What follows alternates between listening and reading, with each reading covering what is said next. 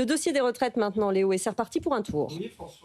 Oui, François Bayrou relance les négociations entre partenaires sociaux après déjà un travail remarquablement utile lors des 4 mois du conclave, dit le Premier ministre, qui donne donc une nouvelle chance de sceller des compromis. Mais quelle que soit l'issue de ces 15 jours, il conservera les avancées et il donne rendez-vous au Parlement, Hugo Babet.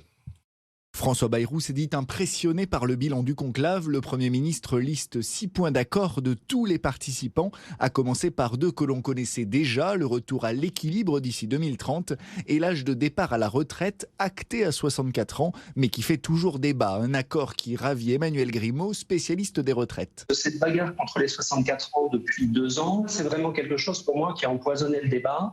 Et le fait qu'il y ait un accord entre justement la plupart des partenaires sociaux sur le fait de dire oui, ok, c'est vrai, il faut l'accepter, je pense que c'est vraiment quelque chose qui va permettre d'aller en avant. 2 autres points ont cristallisé les désaccords et ont désormais une solution. L'âge d'annulation de la décote est passé de 67 à 66 ans et demi après la validation de la CFDT, jusque-là opposée à cette mesure.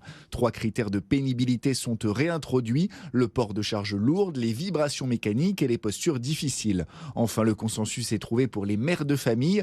Leur retraite sera calculée sur les 24 ou 23 meilleures années en fonction de leur nombre d'enfants.